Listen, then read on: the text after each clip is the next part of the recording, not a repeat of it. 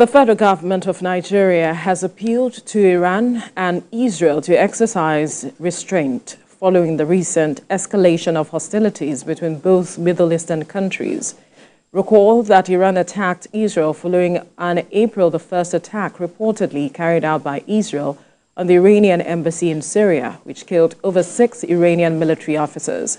World leaders from the G7 countries have now convened to, quote, coordinate a united diplomatic response, end quote, to Iran's attack on Israel. According to them, ending the crisis in Gaza as soon as possible through an immediate ceasefire will make a difference. The leaders offered their full support for Israel, saying they were ready to take further measures in response to further destabilizing initiative. Joining us via Zoom from Belgium is a global affairs analyst, Collins Nweke. Collins, good morning. Thank you for joining us. My pleasure. Thank you for having me, and good morning. Now, in response to this matter, when the UN met with Iranian officials, the statement they made was that their attack, let me quote them, it says, "Our attack is over and we do not wish to continue it, but we will respond forcefully if Israel targets our interest," and that the attack they carried out was in self-defense. How do you interpret what is going on, situating this statement, and as well as looking at the humanitarian situation in Gaza? First and foremost, I believe that what you need to ask yourself in trying to, bring this into perspective is what motivated the attack in the first place. There are two immediate reasons, two immediate, things to think about. Number one is that it is, their way of asserting their sovereignty as a nation, as a sovereign country of the world, Iran. Now, it is no secret that Iran and Israel have been arch enemies for quite a long time.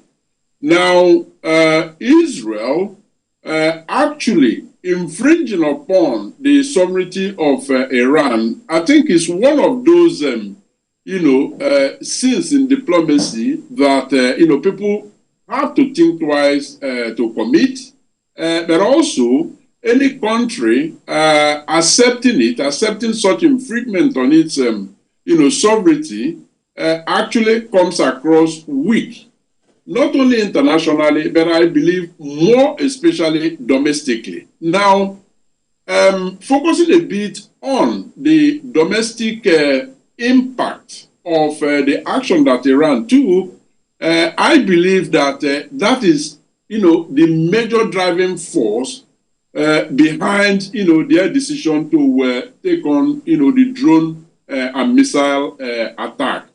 But I think it's a bit measured. I think it's even more symbolical than it is real, because don't forget that they actually issued out a warning both to their allies and to other countries in the region to say, we are going to do this. So if they meant to inflict serious damage on Israel, they probably would have, they would have taken them by surprise, but that wasn't what happened. And so Israel was able to, counter those attacks. Now, focusing on their statement, because this is actually, my explanation is leading up to the statement they issued. Essentially, what they are saying is, we did this because we had to do it, because not doing it will make us weak, not doing it will make us lose domestic support, that is within Iran. Now that we've done it, we hope the matter ends there and, there will be no escalation. But if Israel considers a retaliation, well, the world should brace up for more to come. And this time around, no pre-warning is going to be issued. So that being said, does it appear to you that, because looking at the way the salvo was fired, as in retaliation to what Israel did to the Iranian ambassador or embassy rather in Syria, killing some of the commanders. Do you feel like, because if you look at the way the attack was orchestrated, like 99% they said failed, about 1% got into the territory due to the Iron Dome shooting down some of these missiles and all of that. But because if you compare it to the exchanges of fire between those belligerent countries, do you feel the intent is to show capability and not necessarily to escalate these tensions in the Middle East? So, do you mean on the part of Iran? Or on the part of Iran. On the part of Iran. On the part of Iran, yeah. Well, I think it is within their context of national pride to carry out, these drone attacks. Did they intend to inflict, serious untold hardship or damage to Israel? It is a bit doubtful. Today, everyone is, praising Israel for having a very strong military capability to, ward off impending attacks and all of that. Imagine a situation where Iran didn't warn Israel, didn't pre-warn Israel and others of this impending attack.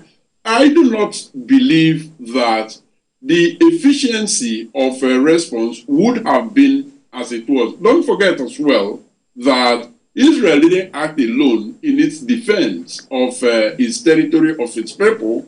The United States of America, a staunch ally, actually helped them as well. Even though America is denying that the pre-warning didn't get to them, there are signs that, yes, they were aware of it, So, yes, Iran did this as a way of asserting their authorities, number one. Number two, and yes, you are right about that, they also needed to show that they have the wherewithal, they also have the capability to actually fight back when attacked by, an enemy country. Now, I'm going to ask you two questions in one, because you mentioned the U.S. Denying that they did not get that warning, but some way supported Israel at ensuring that they defended themselves against this attack. Now, there are those who have said that the US, UK, and even France are being hypocritical with their statement, the statement they are making, criticizing Iran for this attack. Where do you stand on that? That's on the one hand. Now, Israel, in its response to this matter, is saying that, you know what, we are going to respond at the right time. And Nigeria and other nations are calling for restraint. What do you see happening at the end of the day? What I see happening at the end of the day is the strengthening of the three blocs in the geopolitics that has been existing for quite a while and actually heightening. Now, on one extreme, you have the bloc that supports the likes of Iran, and I'm talking of a number of Arab nations. On the other extreme, you have the Western Alliance led by the United States that basically says more or less, Israel, whatever you do, however you do it, we are behind you. The G7 is, obviously part of that bloc. And then you have this middle ground bloc to which you can actually safely say that Nigeria belongs, that actually reminds people of the need to reflect on global peace and security, and that in defending yourself as a country, that there are international rules about those. You should reflect very, very deeply on those rules, because when you do, the outcome, the damage will be, much less. And then they also reminded them that there is something called diplomacy. You always have to deploy diplomacy to be able to counter some of these, issues. That's the position, the middle ground position that Nigeria has taken, and a number of other countries are taking such wise position.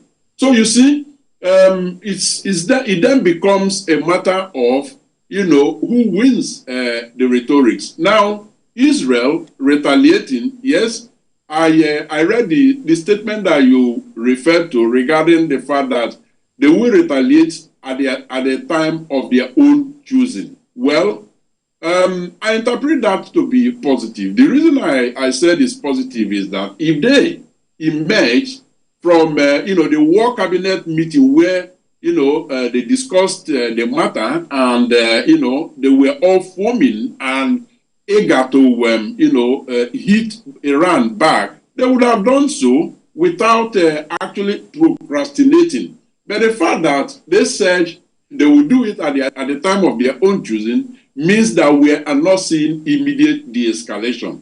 There are, one or two reasons to ascribe to that. Number one is the fact that, their staunchest ally, which is America, is not supportive of an escalation. Rather, they have told them, listen, we remain your staunch supporters. We will support you in any way, but on this particular issue, we are not open to retaliation. I think that has played a role. But then, you cannot rule anything out because Netanyahu remains a very, very unpopular leader at this time. He knows that. And I think one of his ways of staying on in power is, dragging the war and even, who knows, starting off new wars as a way of, remaining in office as prime minister. So this may have, may be playing up in his mind as well. Interesting standpoints you actually took there. But then, looking at Israel, serving the first salvo by, killing the Iranian ambassador on the Syrian continent, Syrian country, breaking international law of the UN Charter, Article 2, which, has countries have their rights to, their own integrity, to protect their own integrity, and also Article 51 of the UN Charter. The question people are asking is, why is US so bellicose? Why does it appear that it does not want peace in the Middle East? It does not want, stabilization of, it doesn't want stability, rather, in that region. Exactly to what end do you think they're doing this? Well, I do not know the extent to which it is fair to say that the United States doesn't want peace in the Middle East. I think they do, but they want peace on their own terms. Okay? Yes, of course, you cannot walk past, its ability to kind of speak from both sides of its mouth and being highly, hypocritical. Now, another element to consider, in terms of U.S. attitude and body language and all of this is the impending presidential election. A good chunk of the supporters of Democrats, which means Joe Biden, are people with origin from, the Arab world. And they were very much incensed by, the Biden administration's position on the war in Gaza brought about by Israel. And, trying now to win ground, I think that was the reason that Joe Biden diluted his support for Israel on this occasion, where, on the one hand, he is reaffirming their, support for them, but at the same time, saying you cannot act in a way that will escalate, the war. Now, ultimately, one thing to always bear in mind is that diplomacy is about your own national interest. It is not about being nice or, doing country A one favor or the other. At the end of the day, whatever action you take is actually propelled by what is best for your country. And America, under Biden at this point in time, believes that You cannot break ranks with Israel, but they are doing that in a manner different from how the Republicans would have done it, by actually, kind of pushing them on, urging them to go the hard way. So yes, America is hypocritical, but it can be expected in diplomacy. Interesting, because the matter of hypocrisy is what I was also going to bring to the fore, because that's another issue that some persons are raising, especially the US, the UK. They're criticizing this move by Iran, but yet saying that if any such happens to them, they would respond in strong terms. But then again, let's look at what the dangers of escalating conflict between Israel and Iran could mean for the region.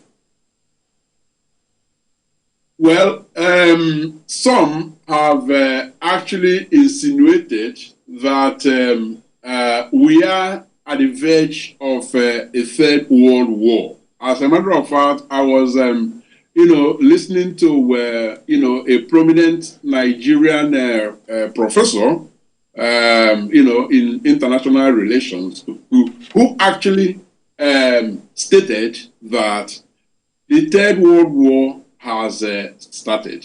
Of course, I vehemently disagree with that. The reason the Third World War has not started is because America, the Western Alliance led by the United States of America, yes, have condemned what Iran did, ignoring, as a matter of fact, what actually led Iran to taking the action that he took. You may call Iran's action stupid because, why give Israel a reason to attack you because you know that Israel has always been on your case? Why give them the opportunity? Well, either yourself or your colleague use the word national integrity.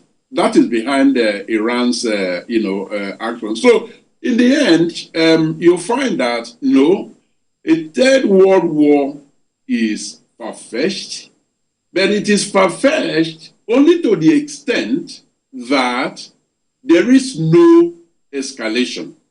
Now, that is why all nations, reasonable nations like Nigeria have shown in this case, adding their voice to all of these discussions and saying, reflect on what you do before you do it. Those are the sort of calls, those are the sort of, backroom diplomatic engagements that will actually, forestall the, prospects of escalation, because with escalation, then we might be dragging the war closer to that much dictated Third World War. Perhaps what the professor was trying to say, I didn't see the interview which you're referring to, but perhaps looking at what is happening in the Middle East and what is also happening between Russia and Ukraine, you see that Syria, Iran is being supported by its own allies, Syria, Yemen, Lebanon, what have you. The G7 also throwing their weight behind Israel and seeing what Israel is doing. Even they themselves are also they are divided along their international policies and diplomacies. Do you not feel that this might further escalate, as Veronica has actually tried to probe from you, escalate beyond what we can imagine at the right time? I mean, at this point in time. The situation hasn't gotten worse, by this latest imbroglio. I believe that, the Middle East, conflict has been there for a very, very long time. Of course, in one century, it takes, a new twist, another turn, and, than the one before it or the one that is coming. But ultimately, what will matter most is how the Middle East, conflict has been there for a very, very long time. Of course, in one century, it takes, a new twist, another turn, and, than the one before it for the one is coming. But ultimately, what will matter most is how the Middle East, conflict.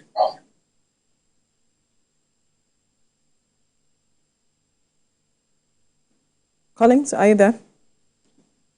I'm hearing an interception on the background. Right, but you can go ahead with making your points. Oh, okay. Okay, that's all right. So, the point here, I've lost the trend of my thought a little bit, but essentially the point here is that even within the Arab world, there is no what you can call absolute unity. Don't forget that in this conflict, Saudi Arabia has actually come out, to support the position of the United States. Now, one would expect, if we are going to actually put the different countries in different blocs, one would, align Saudi Arabia with, the Arab bloc. But in this specific instance, it has taken a different position. And that is commendable. Now, I think ultimately, what determines where you stand is your national interest. But a country like Nigeria, and I want to continue to refer to that because I think it is significant. Iran is a major oil supplier. And, if you look at the global oil market, you will see that anytime there is, heightened insecurity or crisis or conflict in the Middle East, that the prices of oil actually rises. So what that means is that Nigeria could have just sat back and, use all sorts of clandestine ways to actually help the conflict to, get even worse, because its interest here is higher, oil prices. So Nigeria could sell oil at, higher rates, and then, the Nigerian naira will, gain more value.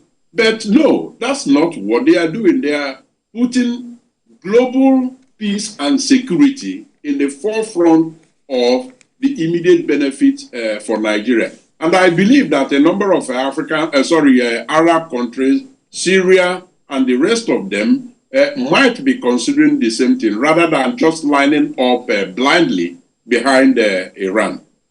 Okay, quickly, we see countries like China expressing deep concern, hoping that there wouldn't be some escalation. So also is India expressing concern, and India is even saying that they should step back from violence and return to the path of democracy.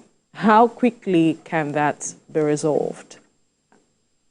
How quickly that will be resolved depends on how many countries of significance join in that call, that the likes of China have made, the likes of India, Nigeria, I will refer to it as well, and continue, to do that. Now, that will happen when countries like, Russia stops being a proxy fighter in this particular war. That will happen when countries like United States, for a start, will stop the double standards that they have now been very well known for. Look at what is happening in Gaza. I recall you posed that question initially, but I didn't, get to respond to it. I mean, it is mayhem in that place. America could have done better to, they could have done more to prevent the atrocity that is happening. As a matter of fact, not just atrocity, but the genocide that is taking place in Gaza at this moment. So all of this, will collapse into a more peaceful world if more countries exercise that sense of reality, that sense of objectivity, which is far-fetched in diplomacy, but at least expressing that voice of reason and act in manners that de-escalate rather than otherwise. Yeah, so in the wake of the Iran's attack on Israel, do you not feel that the Western attention or the world's attention might now be, diverted away from the humanitarian situation, or to better put it the way you actually put it, the genocide going on in Gaza being orchestrated by Israel? Do you not feel that this might take away the attention? Well, we hope not. But the propensity of it taking away the attention from there, of course, is very high. Again, if Netanyahu decides to retaliate, I think it will be one of those considerations for him as well, so that the world will stop, drawing his attention to the genocide that is actually taking place there. I mean, I think it's a very, very unfortunate situation that through some strategic manipulation, the world is, some countries are making anyone that is not, solidly and clearly supportive of Israel to be feeling guilty. For Christ's sake, I mean, what is happening between Israel and Palestine is so atrocious that it is important to speak out against it. And that doesn't mean that speaking out against it means that, you hate Israel. No, your love is for humanity, is for security, is for global peace. And nobody is saying that Israel cannot exist. Israel has to exist, but side by side, Palestine. And that's where the focus of the conversation should be, so that the atrocity stops in Gaza. All right. That's a fine place to leave the conversation. Collins Nweke, Global Affairs Analyst, John, who joined us from Belgium. Thank you so much.